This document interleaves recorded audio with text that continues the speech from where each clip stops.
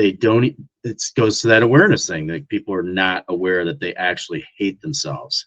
Yeah. And I've done a lot, and I think you have done a lot in this area too, of like self-love, because you truly can't love somebody else unless you love yourself.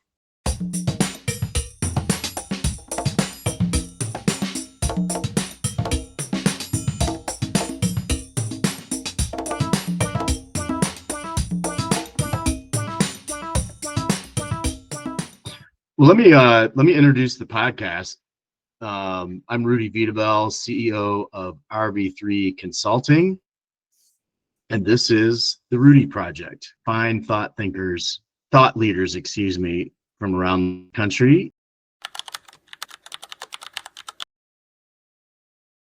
And I'm excited about our guest today, Jonathan Sheldon from Rochester, New York, of Bellawood Coaching.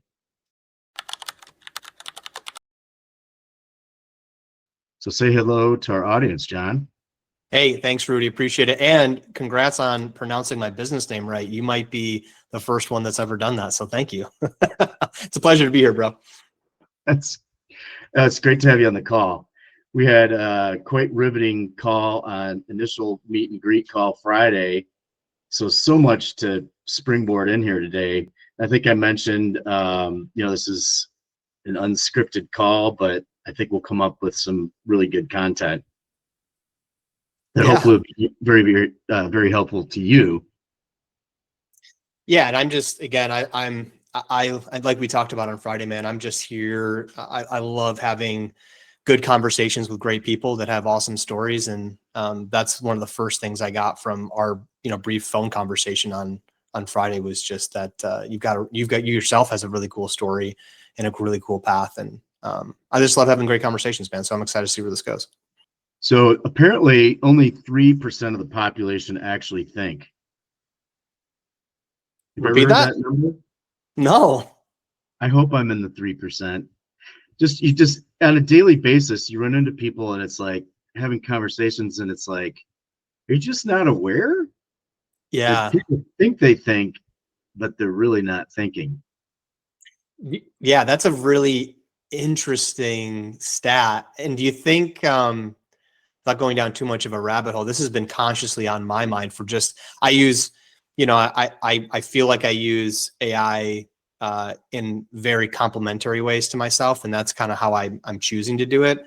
But I could also see how you could, if really there's only 30% of people that think, I think that's crazy, because one thing that I've noticed too, especially, not to call out the younger generation, because everybody does that. It's like the generation before me called me out and said I was lazy or couldn't do whatever, and then I hear the same thing from my peers talking about Gen Z. But I do think it's this really interesting transition that we're going through in the world, that there's already a point that I'm watching with people too, and I've had to check myself on the AI usage of like, well, maybe you should come up with this concept yourself and utilize it to help, but not to just do, right? And I think when it first came out and you got all those studies of like students just using ChatGPT to write their essays for them, and I don't know, I find it really interesting that if the stat's already that low, then how is this going to change fundamentally how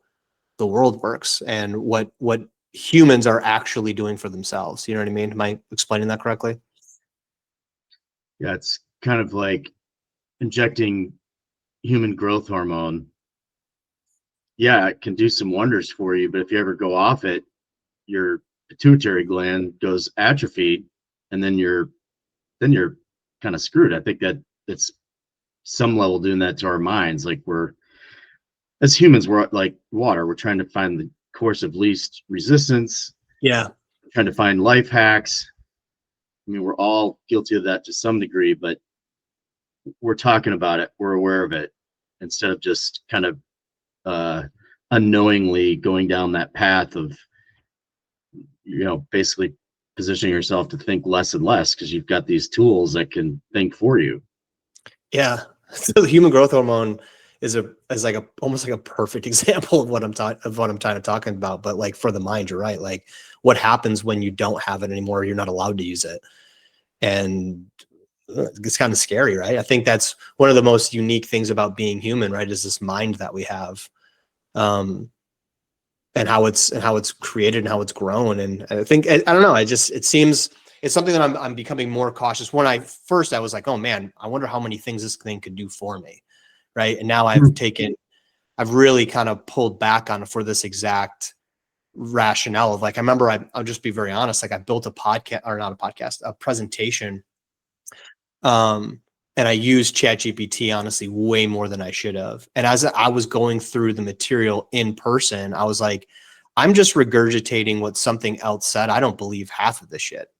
You know, this is, I'm sure it's like factually true, but I'm not connected to any of this. Right.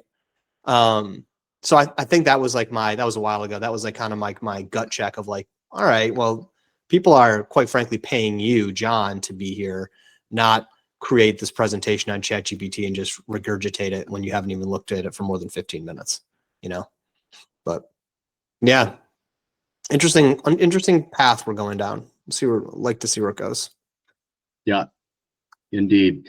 So I called the podcast, like this is just this morning. I was like, I think I'm going to call it the Rudy Project. Have you ever heard of the Rudy Project? No. It's actually an Italian brand that makes eyewear and helmets primarily for skiing and cycling. So Oh, if you're ever watching, say, the Ironman, a lot of the athletes use Rudy Project goggles or the kind of Terminator glasses and right. helmets. So years ago, my sister got me a pair of Rudy Project goggles for skiing, and I was like, that's so great. I love having a pair of goggles that has my name on it. And it was a few years later, I was skiing and I just had this kind of denouement. I was like, oh my gosh, I'm the project. Like I can call up John and he can guide me, but I'm not a car. You can't put me on a hoist and fix me. And I think Yeah. that's a pivotal point in our life when we figure out that we have to do the work. Oh yeah, And dude. and it's a little bit exhilarating, a little bit of a bummer to figure that out, but mostly it's a good awareness to come to that point in your life where like you're like, nobody can actually fix me. I have Yeah. to do the work. Yeah. So the whole reason we're having this call is I was having fun going through your Instagram, looking at some of your reels, and I'm like, Oh yeah. we are simpatico. Like, it's really kismet. Like, I do a quote of the day on Facebook. Yes, I post pictures here and there, but mostly it's just quote of the day. Like trying to do something of redeeming value in that space. So I'm Yeah. a bit of a quote junkie, and one of your quotes that you cited, Amor Fati from Friedrich Nietzsche, I want to start there. And you mentioning like the thing that you're most proud of is your mistakes and screw ups. I had a massive, I'm a big risk taker, and I took a big risk in starting a Okay. new business a year ago. And great business. It was in the roofing space, Roof Max. The business partner that I aligned with, it didn't go well. No. And now basically I have some big debt that I'm dealing with. And I dealt with a lot of shame. Like, how could I be so trusting and just all these emotions? But at the end of the day, just your mindset is everything. And to keep positive and be like, this is not the end of me. Thank God it's my health and my mind are sound and good. You can always get your money back and finances in order. Yeah. So I saw this consulting opportunity, jumped in it this past summer, and I'm still really just getting going. Yeah. But I'm not looking for a free coaching session here, but an effort to just have a good conversation and being transparent, that's how we're here. Is Man. it's the failure, one failure leads to another opportunity, and I just keep going. And like one of the this today's the day I'm gonna hit it. Yeah. Yeah, it's a good one.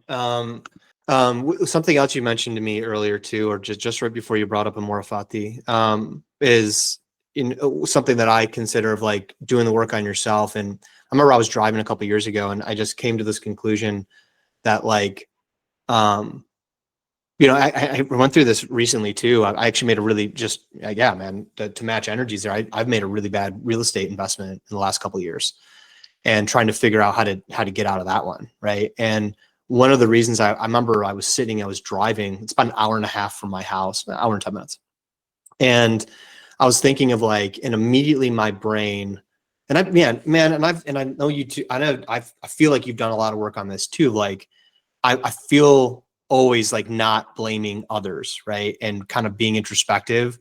But there's some times where you're just so frustrated that, like, I remember driving down there and had to catch myself because I started to blame, like, oh man, I wish this person, I wish my property manager would have told me this, or my real estate agent would have done a deeper dive on this. And at the end of the day, dude, it's my money, my decision.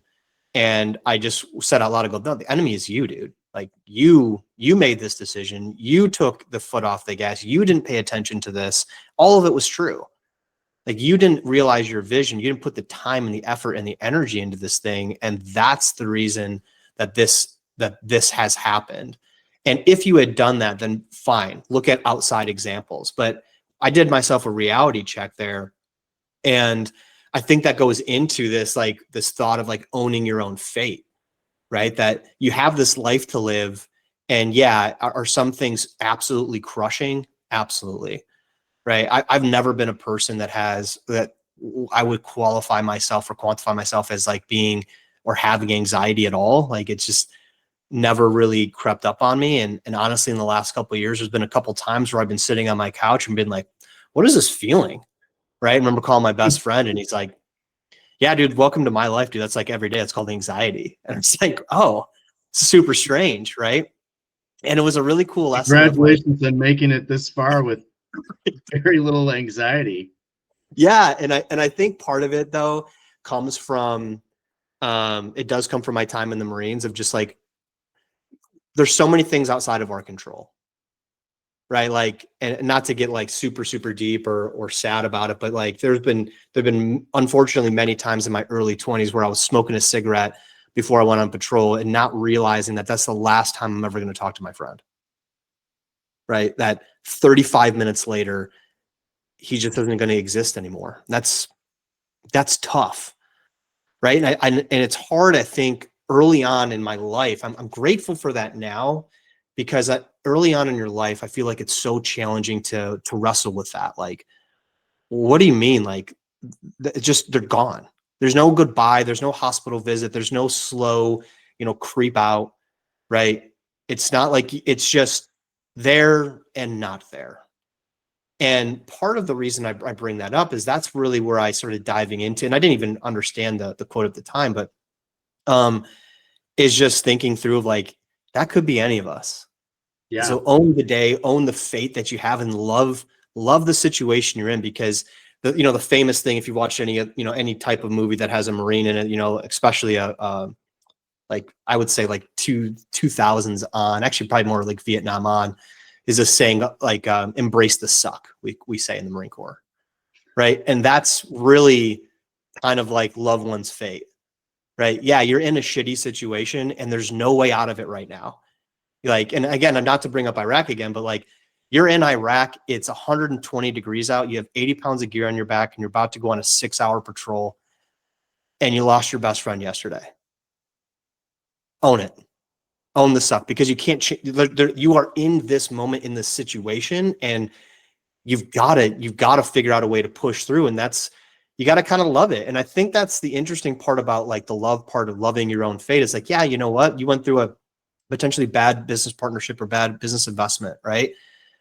And as much as I'm not really the person that's like, oh, everything's sunshine and rainbows, right? Some things do just categorically suck, right? It's okay.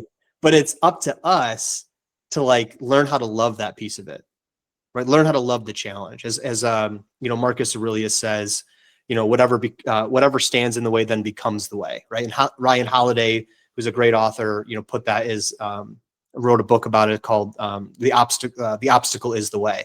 And that's kind of how I think about that, like loving the situation you're in at the end of the day. Like, how do I love this kind of, like, how do I get a little, I'm forgetting the word, but like love the pain a little bit of this is life. And I think that's where I'm bringing this whole thing back to. Sorry if I went down a little rabbit hole there, but of just like really appreciating and loving life. And even in the shitty parts, right? It's just like, yeah, this is what it's like to feel. Right. I don't know if that, like, you read these stories about people living through concentration camps, and right. they were like, I still have my mind. Like, I Yeah. can choose joy in the midst of this incredible human suffering. Right. 100%. Like, we are accumulative today of the choices that we've made. And I can look back and go, yeah, I pretty much let that happen. Like, I didn't have good boundaries. I had no boundaries, and I get caught up in the excitement of starting something new, and the business plan looks so good. I'm like, and just like, crying out to God, like, don't let this steal my joy or peace. And then the perspective that I've gained through it is that I have my health. Yeah.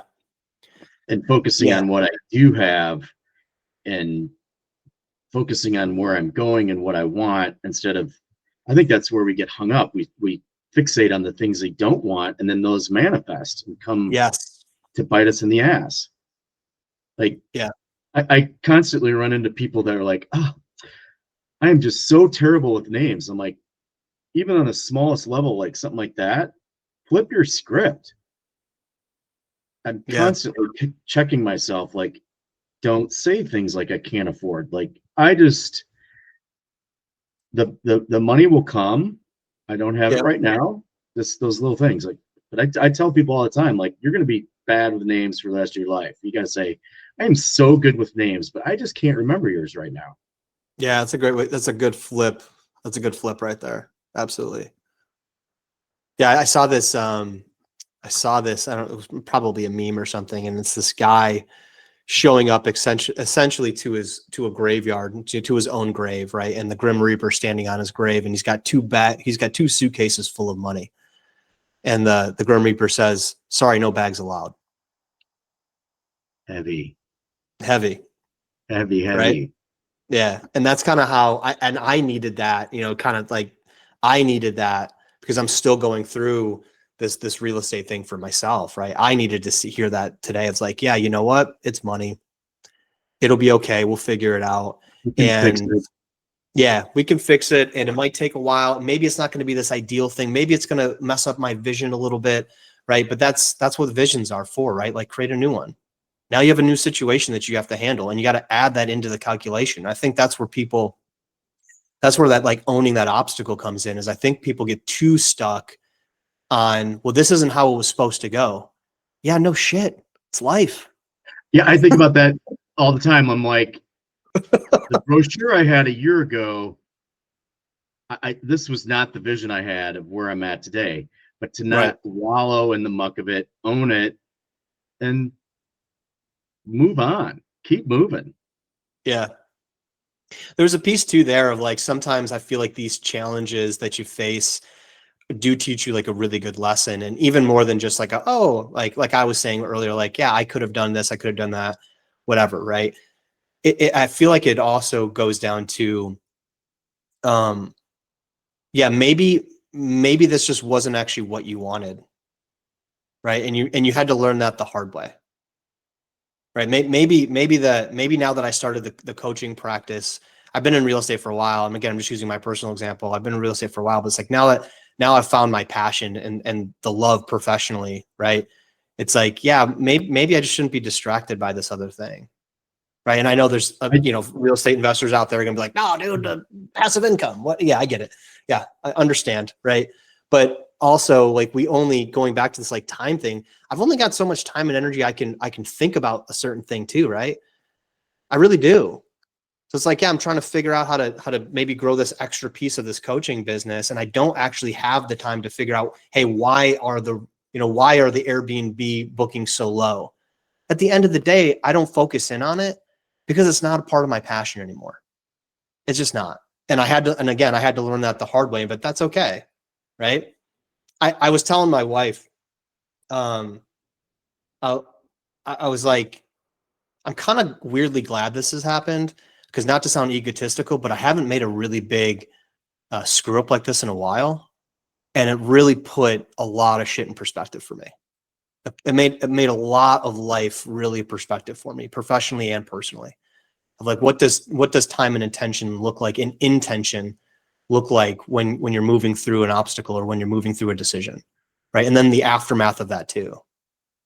So I'm honestly and authentically grateful. I'm still annoyed, but I'm grateful that it happened because it really put a lot of stuff in my life in perspective of what matters and where my time and intention should go. I don't know how you grew up, but I grew up in a Christian home, and I remember reading in James, he said, consider it pure joy when you go through all kinds of suffering. And I was just like, God, that is crap. And I think that's a takeaway this year, is that I'm finding the joy in the suffering and the perspective. Yeah. So funny you mentioned that. My father's actually a minister, or was a minister. He's no longer anymore. But so yeah, I grew up in a pretty Christian home. There's a lot you can learn. There's a lot you can learn from scripture. There's a lot you can learn from life in general. But I think that to throw the, again, not to go into religion, but like to throw the baby out with the bathwater, that's just a weird saying that is, of like, just because it's a religion, if you're not a religious person, doesn't mean you can't find incredible value from scripture, quite frankly. 100%.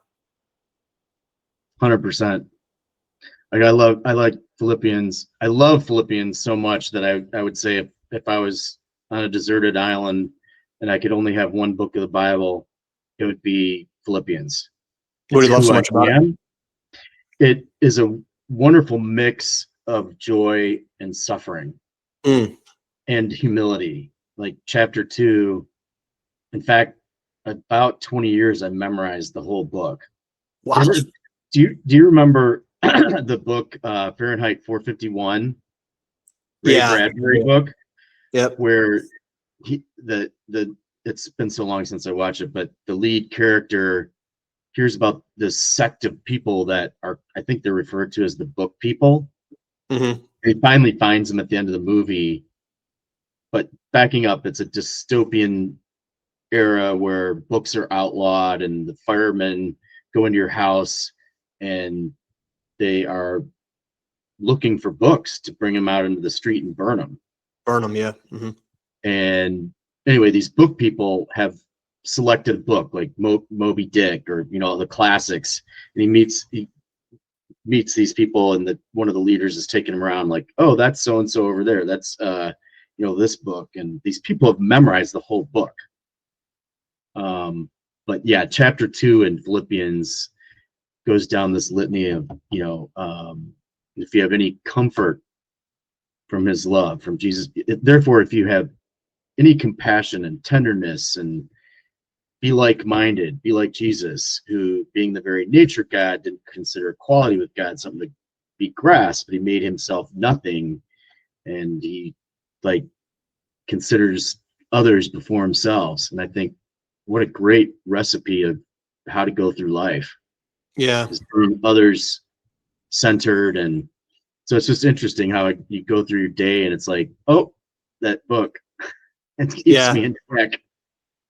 It's awesome because I think I've gone over this. Well, a lot of the work that I do professionally now is with people that are growing their career in a sense, right? And it's a lot of like teaming, right? Of leadership and teaming, of like, hey, I've hit this goal, and how do I get to the next level? I can't do it myself. And that's where a lot of people hire me. And the reason that this is coming back is one of the first things that I tell people is the massive difference, in my opinion. One of the core differences between a leader and a manager is that you have to be others focused. Leaders are others focused, right? It's not about you.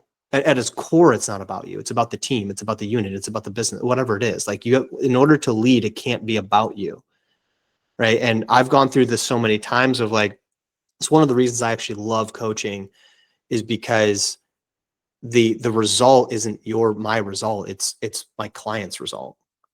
Right. I remember one of my clients had some crazy success the first year we worked together, and he sent me this nice message, and it was like, I couldn't have done it without you. Well, it's not about me. It's about you. You could have. Our conversations may have just helped guide you a little bit.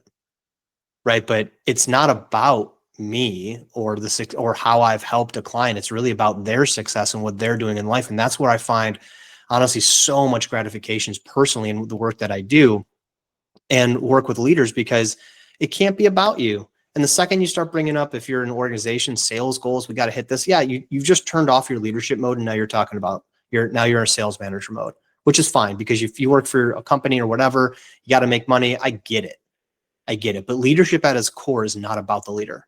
It can't be, right? It has to be about the person. You've probably heard an acronym, together everyone achieves more. Mm-hmm. Team. Yep. Yeah. That's a good one though, man. It really is. I think the world needs more of that. I really do. I think people need more of that. Why are we here? To serve Yeah. others. I liked there's so much I liked, like the mind, virus, and leadership. It's much more than being nice. Finding empathy with tough love. Yeah. Yeah. It's a mix of the two. Right. And I think, I sometimes I really do believe that if you're too if you're too empathetic, it actually becomes about you and not about the person that you're trying to lead. You don't want to offend them. It's not what they need. It's what you need. Yeah, exactly. Right. And I think it's an interesting topic for people to work through, of like, okay, well, why are you being so, like, again, empathy is obviously super important. I'm not saying that it's not. But there's some situations where people need the truth. They need the toughness, right? And you can word it in a tactful way. I'm not saying go be an asshole, but if you're too empathetic, I have to question, like, is that because you don't want the awkwardness, or is that really in the best interest of the person that you're leading? Because if it's the prior, it's just selfishness. You don't want the hassle. You don't want the argument. You don't want the conversation, the awkwardness, right? Well, like, I'm a champion at deflecting conflict, but Rudy Project, I'm working on it. I like it, dude. I actually love this Rudy Project thing that you're talking about. You are the project. I love it. I really do. It's such a I was like, I got to come up with a name for this podcast. And I was like, all right, let's call it the Rudy Project. Yeah, I like it, man. It's I am the project. Yeah, it's sick. Not to be self-aggrandizing, or, it's not about me. It's about, like we were just saying, it's about whoever you're working with. It's about you. Yeah, it's about you. Yeah. So in your life pie, how much percent of your career is coaching right now?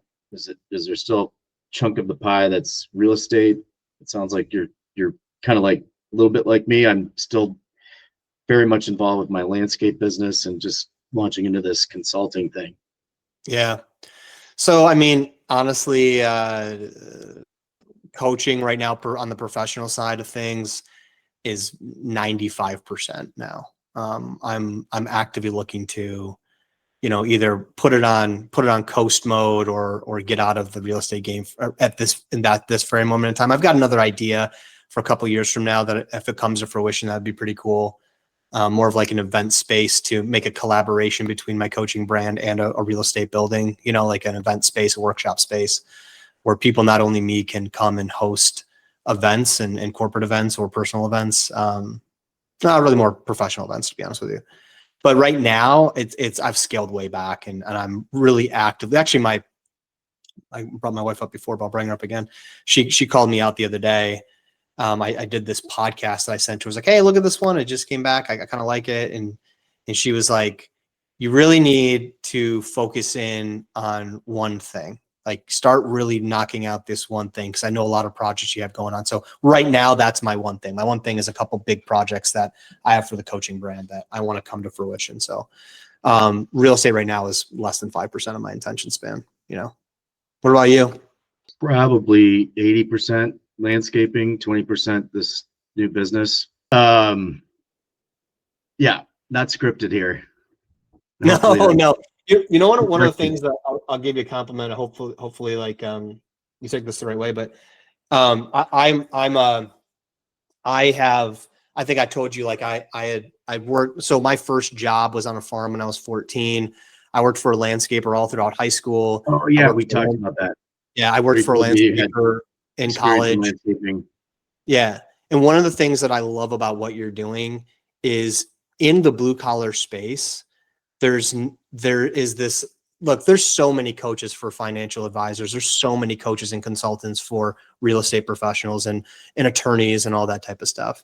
Where I think it's something that I love about you, and just again, the hour now that we've had conversations, is that you are a blue collar dude that has a lot to say and a lot to think about, not just about business, but about life. And I think that community needs that, because I think it's really lost and forgotten. And I'm watching people, and I hope that the trend continues where it's like, yeah, you know what, we need landscapers, electricians, HVAC, right? We need all of it. We need it. Don't want it. We need it. Right. And I think you have an incredible opportunity, and you're incredibly unique in that space where you have the mind and the community and the experience in that world, which is kind of forgotten about in a lot of ways. You know, it really is, in my opinion, in a sad way. It's like, yeah, maybe it's because it's over explanation, or, you know, look, I've coached a lot. Sorry, I'm going on a tangent here. I've coached a lot of financial advisors over the last 15 years, right? Coached, mentored, whatever. You know how rare it is when somebody says they join the industry and I'm like, hey, so what's your, you know, like, what's your target demographic? You know, who are you going to go after? Who are you going to offer financial advice to? Just general public? Is there certain communities? You know how infrequently they say any type of blue collar business? It's so infrequent. They don't say tattoo artists either. It's funny because I get people asking me like, well, so what are you selling? Or like I don't even really know how to explain it yet. Yeah, dude. And you know what's funny? And there's so many marketers out there that would tell me like, this is such terrible advice, and it's not necessarily advice. I got on a call with a consultant probably like a month ago. And he really, and I know why he was doing it. He really pressed me to be like, well, what is your unique advantage? What is it? And he got all these questions. And honestly, I had no answers for him. I was like, I have no idea. And he was okay. And then we start going kind of into some numbers, and it's like, and I think to myself, well, why do I need it? Like, I don't know. I'll be honest. I'm not totally sold on that idea that I need to have this like niche right now, that I need to be this type of person, that I need to have this distinct advantage or disadvantage. There are so many people out there.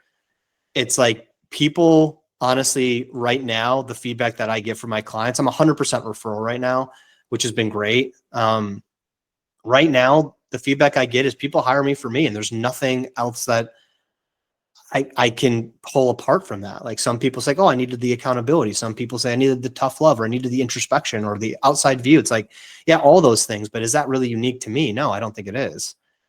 It's me that's unique. And Rudy, I would tell you, just in the two conversations that we've had, like, you are unique to you. Maybe you are it, right? Like, maybe that's it. Maybe it's you, man. And man, that's kind of a cool thing. And when you think about it, it's like, maybe it's just you. Maybe you're the reason that people will be hiring you. It's because it's you.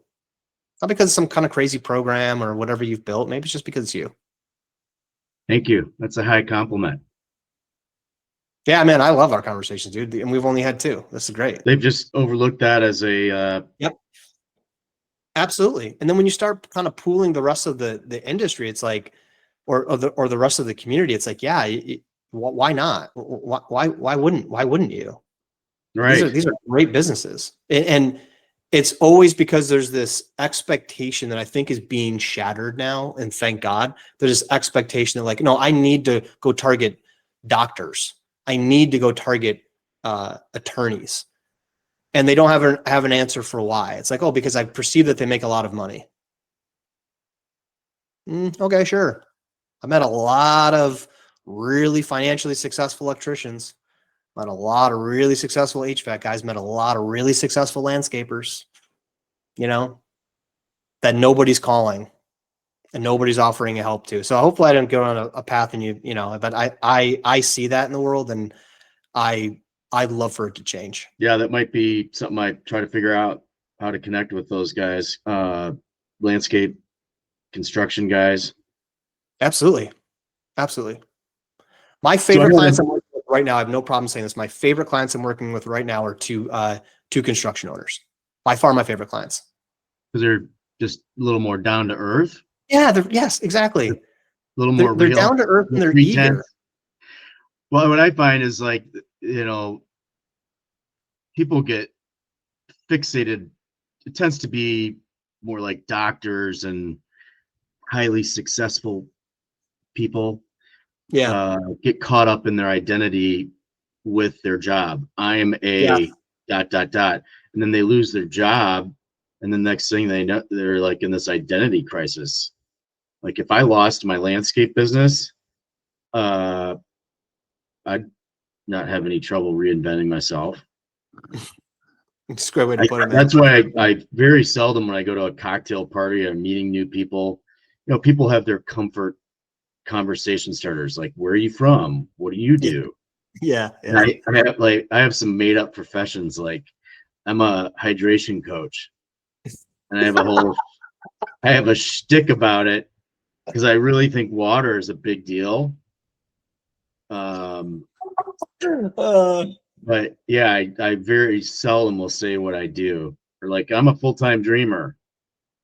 But listen to this exchange I had with this guy last Friday. Kind of initially threw me off, but then I'm going to print this email off. This is from Stan. I was he was asking me about what I do, and or he was like, hey, he kind of I sniff a rat, like this seems like, you know, I just got an email like this, like, and it ended up being you know, the dude was trying to sell me or something. I kind yeah. of wanted to be like, dude, be a paranoid in reverse, like try to approach the world and life like everybody's trying to do you good. Maybe I've done that to a fault and it gets me into trouble, but I was just honest in a email with him and said that I was just getting started and I've been in the landscape business for however many years, and now I'm doing this consulting thing. And he said, I find it unbelievable that a landscaper would, and I was like, I hate that word unbelievable. And Yeah. the guy is a life coach, and I'm like, well, I'm so glad that you canceled our podcast because I definitely would not vibe with this person. Yeah. That's a weird thing to come across, right? Like, like that's who I am. Is I try to look at people where they're at, Yeah. not look at them where they're at, but like see them how they could be. And that's what I do in the landscape. I look at a blank canvas and then I dream up what it could be. I'm Right. like, I don't see this guy as, I don't know how, I can't imagine his practice is very successful.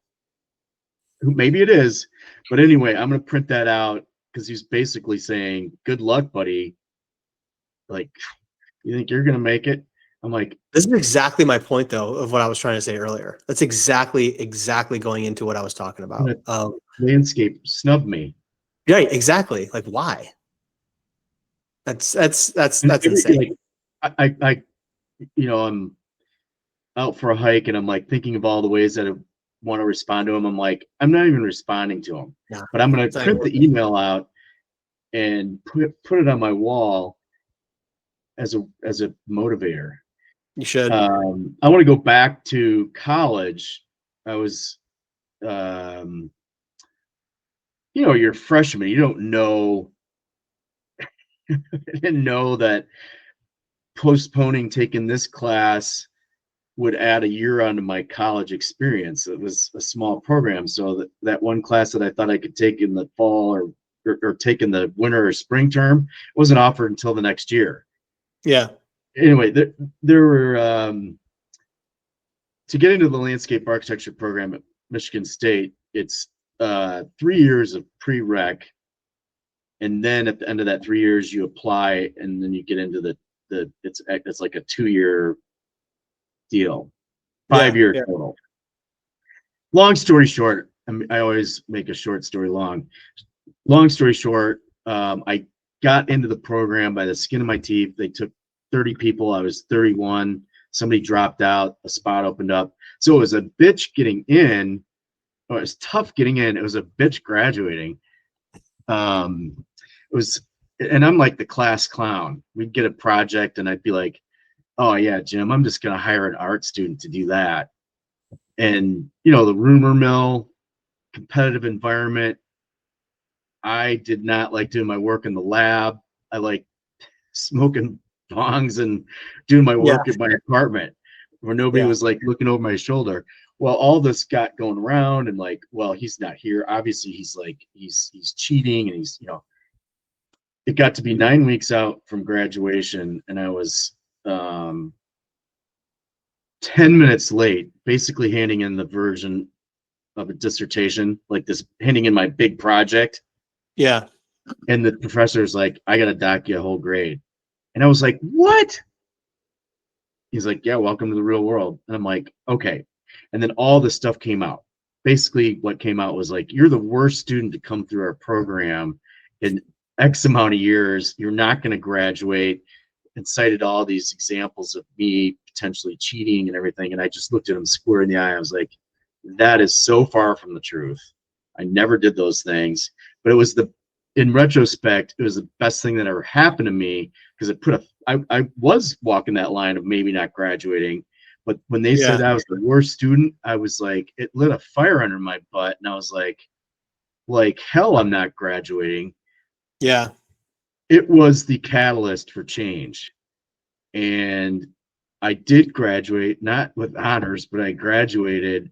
And then I had this dream the last 2 years of college. I was like, I'm going to do one of those around the world airplane tickets, and I'm going to go see the world. And that's exactly what I did. So I sent the faculty postcards from around the world the next year, like, hey, I'm in Bali. It's like $3 a day for my bungalow.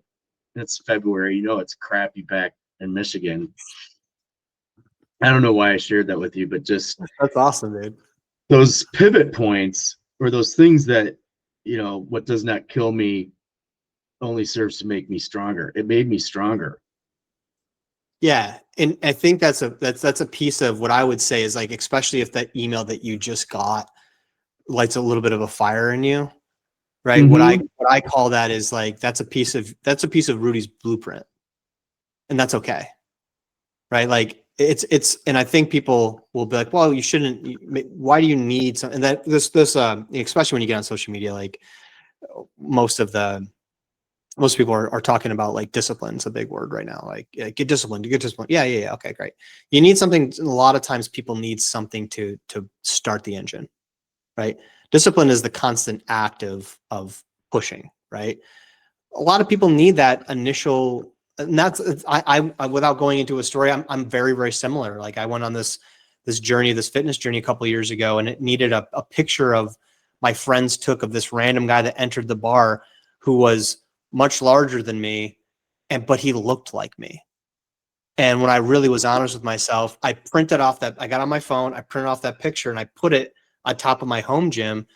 And that was the motivation I needed. And I texted those two friends every single month of, like, hey, I'm down this many pounds. I'm down this many pounds. And to their credit, they encouraged me along the way, and they laughed with me, because I would, be really self-deprecating. But At the end of the day, that's a part of my blueprint too. It's like, yeah, you know what? I'll figure out what I need to how to consistently do that, and without needing that like big burst of like maybe anger or motivation or disgruntledness or whatever that might be. But you know what? It's okay that it's a part of your blueprint too. That, you know what? Maybe you just need a little bit of the a little of that challenge, a little bit. I'm going to prove the world wrong a little bit, right? Kind of like Rudy the movie, right? That's Yeah. I think what I love about people and going down these paths of like coaching and consulting and all that stuff is like, I'm not interested in the regurgitated bullshit that I see online. I'm really interested in what works for the person that's sitting across from me. That's what I love about it. It's like, yeah, I'm not going to try and change the DNA of what made you successful. I just want to learn how to replicate it, right? To make sure that it's in alignment with your goal, not mine. Yeah. If you get in, that's why I don't call myself myself a program coach. A program coach, in my opinion, is like, I've got this program. You follow this program. This is how the way things are. Yep. Yeah. That's not me. It's like, hey, who is Rudy? Right? And you should give an example. Who is Rudy? What gets him going? What I am a works for unique, him? special individual, just like everybody else. But I think that's the important part, man. I think that's what it should be. Everybody's chasing what other people have or what other people are doing. Well, let's figure out what works for you. I heard the concept of contrarian opportunism at Man, an that's a good word. investment conference in New Orleans, and I think it was like mid '90s. And I'll never. The guy's name was Rick Rule. He was from Carlsbad, California, and he said, "When the ducks quack, feed them. When the quacks duck, eat them." He's like, look and see what everybody else is doing and run real fast and hard in the opposite direction. And I'm like, that's me. I'm a contrarian Yeah. by heart. Like, I don't want to do cookie cutter shit. I want to Yeah. do stuff that works, of course, but look and see whether it's in the landscaping or in this capacity in this new consulting thing. Do me. Like, Yeah. find my own, own stride and help people along the way.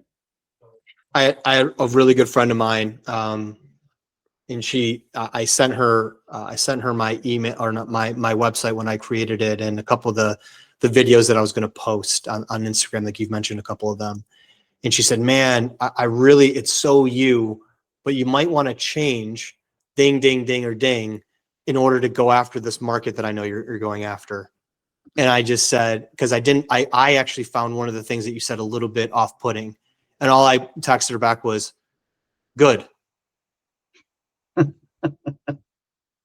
not trying to be everybody to everybody, right? Like, I'm trying to be me. And if people buy that, cool.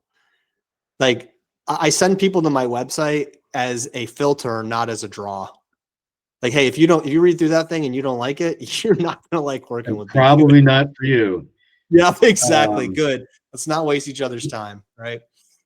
I want to share a quote that I put up the other day. I think might resonate with you. Where is it? When you connect with people who are good for you, you feel it. This is a big deal. Don't forget to acknowledge how great it is to be around someone who lights you up. Tell them, even if you feel a little weird, your people love your weirdness. When I remember in college, like, people would say that all the time. You are so weird. And I always thought, I mean, there's like bad weird, like, oh, that dude's weird. Yeah.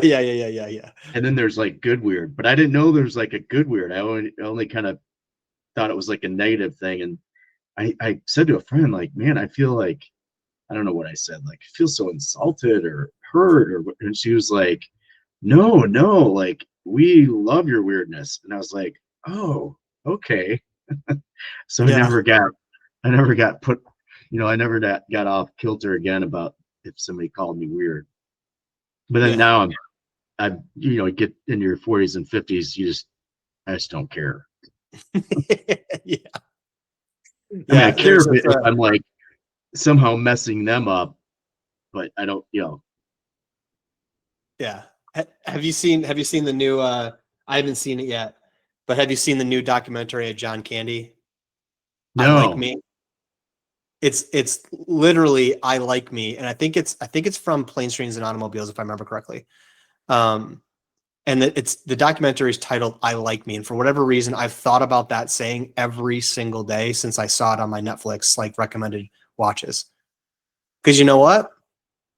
I like me. And that's an important thing. I think It self-love, is. you know, we all are on this journey, and I think the reason we have so much strife is there's so much self-loathing. Yeah. People are they don't. It goes to that awareness thing. Like people are not aware that they actually hate themselves. Yeah. And I've done a lot, and I think you have done a lot in this area too, of like self-love, because you truly can't love somebody else unless you love yourself. Yeah. Celebrate your faults and your good stuff. Yeah. So where do we go from here, John? We've come to the hour point. Yeah. One question I do love asking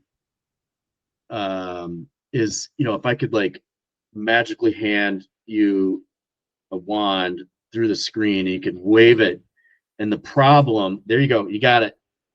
If you could wave that wand and like, what challenges do you have? One challenge that you have that keeps you up awake at night.